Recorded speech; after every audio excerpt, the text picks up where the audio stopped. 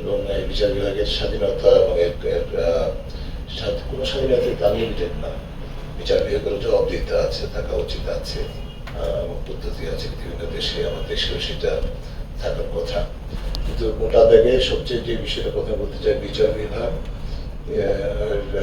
স্বাধীনতা এবং বিচার বিভাগের মানুষের ন্যায় বিচার প্রাপ্তির যে সম্ভাবনা, সেটি কতটাকে প্রতিপালিত হচ্ছে এটি দেখার দায়িত্ব কিন্তু আমাদের অবশ্যই অন্যান্য সকল প্রতিষ্ঠানের পাশাপাশি সাধারণ নাগরিকদের ভূমিকা থাকে। কিন্তু সার্বিকভাবে সবচেয়ে বেশি লেজিটিমেট অথরিটি এবং রেসপন্সিবিলিটি হচ্ছে আমাদের গণমাধ্যমের। কাজেই সেখানে আপনাদের যেরকম এখতিয়ার, দায়িত্ব এবং যে পেশাগত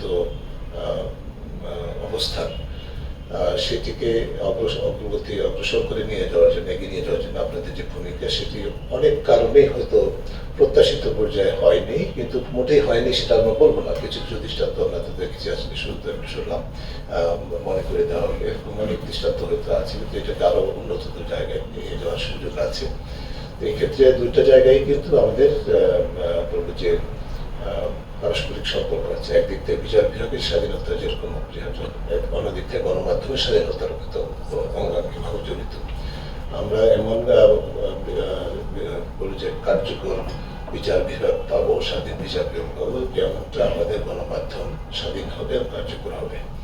এটি অঙ্গাঙ্গিভাবে জড়িত। এবং এই যে বিচার বিভাগের স্বাধীনতা, গণমাধ্যমের স্বাধীনতা, এটি যেরকম অঙ্গাঙ্গিভাবে জড়িত, আবার এইটি কিন্তু নির্ভর করে আমাদের রাজনৈতিক সংস্কৃতির উপরে, যার প্রতি ইঙ্গিত দিলেন আমাদের ব্যারিস্টার আনিকা অনেক বললেন যে আমরা যে শুধুমাত্র সবকিছু থেকে ট্যাগ করে দিচ্ছি গত 16 বছর। অবশ্যই কর্তৃত্ববাদ একটা চরম পর্যায়ে নিয়ে যাওয়া হয়েছে। কর্তৃত্ববাদের মেয়াদে সর্বক্ষেত্রেই সকল রাষ্ট্রীয় প্রতিষ্ঠানকে করায়ত্ত করা হয়েছে, দলীয়করণ করা হয়েছে, পেশাগত দেউলিয়াপনা সৃষ্টি করা হয়েছে। সকল ক্ষেত্রে, সকল প্রতিষ্ঠানে কিন্তু বিচার বিভাগ তার অন্যতম শিকার, বিচারক সেটা শিকার হয়েছে। আবার বিচারক সেখানে কর্তৃত্ববাদের বিকাশের অনুঘটক হিসেবে ভূমিকা পালন করেছে, আনফর্চুনেটলি। তো সেটা যেরকম সঠিক, একইভাবে আমাদের কিন্তু গণমাধ্যমে কিন্তু একই রকমের ভূমিকা বা ব্যর্থতা ছিল, সেটা অস্বীকার করে উপায় কিন্তু নেই। গণমাধ্যমের একটা অংশ কিন্তু যেরকম কর্তৃত্ববাদের কাছে সারেন্ডার করেছে, কোঅপ্টেড হয়েছে এবং তারপরে তুমি সুবিধা অর্জন করেছে, একইভাবে এই প্রতিকূলতার মধ্যে গণমাধ্যম অনেকভাবেই তার ভূমিকাটা পালন করার চেষ্টা করেছে। এই যে মিশ্র চিত্র, সেই চিত্রটা কিন্তু আমি মনে করি যে বিচার বিভাগও কম বেশি ছিল। কাজেই এখানে পরিবর্তনের দরকার দুটি ক্ষেত্রে। কিন্তু এই পরিবর্তন আমরা যদি মনে করি যে শুধুমাত্র বিচার বিভাগের সংস্কারের মাধ্যমে এককভাবে স্বাধীনভাবে বিচার বিভাগের বাস্তব স্বাধীনতা প্রতিষ্ঠার জন্য যে প্রক্রিয়া আমাদের অনেক রক্তের বিনিময়ে অর্জিত নতুন বাংলাদেশে শুরু হয়েছে সংস্কার কার্যক্রম, একইভাবে গণমাধ্যমের সংস্কারের জন্য একটা কমিশন গঠিত হয়েছে। এই ধরনের কমিশনের কার্যক্রম যার যার অবস্থান থেকে দায়িত্ব পালন করে, প্রতিবেদন প্রকাশ করে, তার উপর ভিত্তি করে যদি কার্যক্রম যে প্রতিবেদন নির্ভর সংস্কার যদি হয়ও, সেটাও কিন্তু কোনোদিন সুফল আমরা পাবো না যতদিন পর্যন্ত আমাদের রাজনৈতিক সংস্কৃতি পরিবর্তন আসছে।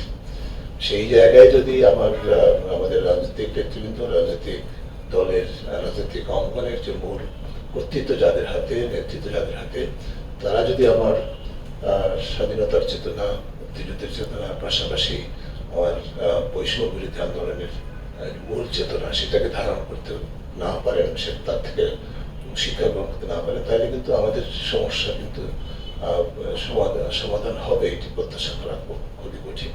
তো সার্বিকভাবে এইটি কারণে আমি বলবো যে আমাদের আশাবাদী, আমরা খুবই আশাবাদী যে নতুন সুযোগ সৃষ্টি হয়েছে। এই প্রেক্ষিতে অবশ্যই বিচার বিভাগের যারা যে কর্ম পদ্ধতি এবং কর্মকাণ্ডে যে স্বাধীনতা এবং পেশাগত উৎকৃষ্ট যেরকম দরকার, একই সাথে আমাদের গণমাধ্যমের স্বাধীনতার পাশাপাশি পেশাগত উৎকৃষ্ট বিকাশের অপরিহার্যতা রয়েছে।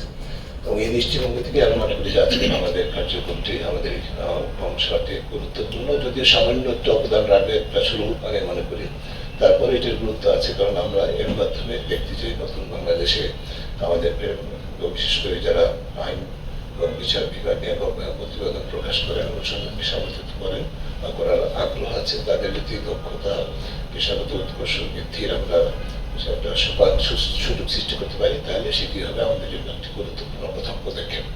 তো আমি প্রত্যাশা করছি, আশা করছি যে আপনারা দিনটি ভালোভাবে এনজয় করবেন। আমরা দুজন বিশেষজ্ঞ পেয়েছি যাদের নিজস্ব ক্ষেত্রে আমি ইতিমধ্যে যেটা বলেছি বেস্টার হকের কথা।